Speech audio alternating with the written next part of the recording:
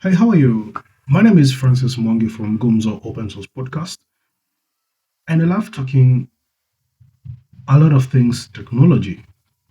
And at Gumzo Open Source Podcast, we've decided to have a segment on cybersecurity, where we will be talking all things cybersecurity.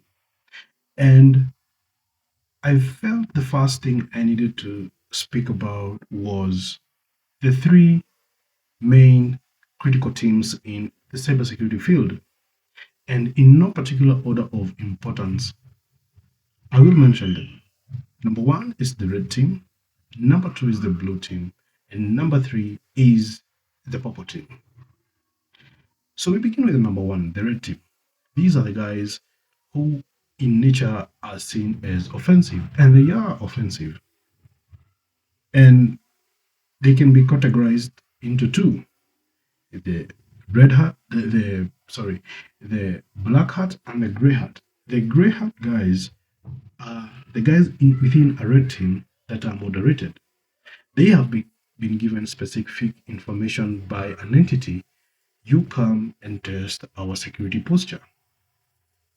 So they'll be doing penetration tests, they'll be finding vulnerabilities within an infrastructure, and they'll be creating a report telling the management that this is the level of exposure that you have, and you need to fix these particular aspects in the report.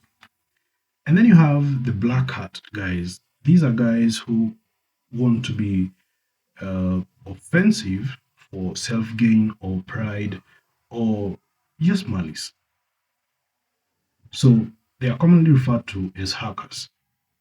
And you can't glorify them and say they're part of the red team per se.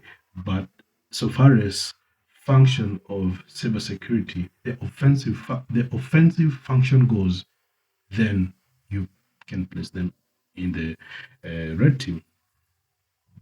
And they're more like vigilantes, the black hats. So the guys who perform legal or sanctioned penetration tests, security assessments, and the security posture at a given time for an entity. Those are the gray hats, and those are the ones that are recognized in cybersecurity. Now, the blue team, these are the guys on the defensive end of it. These are the guys who will come in and fix all the loopholes that were found, all the vulnerabilities that were found by the red team. They are the guys who will assess the damage, the impact of an attack, of an exploitation. These are the guys who will come now to clean up.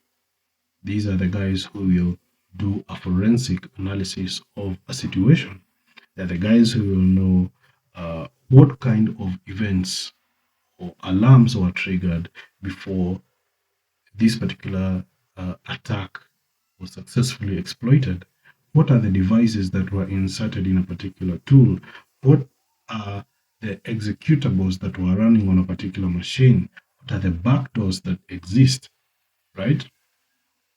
So these are the guys who come in and try to piece together uh, how a particular scenario in cybersecurity. And when I speak of a scenario, this could be a successfully exploited vulnerability that led to loss of data, loss of money, or even denial of service. So it's the blue team that comes in to clean up the act. It also continually monitors the security parameters and defends uh, computing or the computing landscape of an entity. Then finally, we have the purple team. Simply said, these are the guys with the best skills of the both ends. They have offensive skills and they have defensive skills. So it could be an advantage to have someone like that instead of just having a red teamer or blue teamer. You could have someone with skills of the two worlds. So they combine red and blue, and you have your purple. So with that, ladies and gentlemen, I hope the next time someone tells you they are a blue teamer or they are a red teamer or they are a purple teamer, you have an idea of what they mean by those terms. So with that, till next time, I'm extremely grateful. Francis Mongi from Goom's Open Source Podcast, signing off. Adios.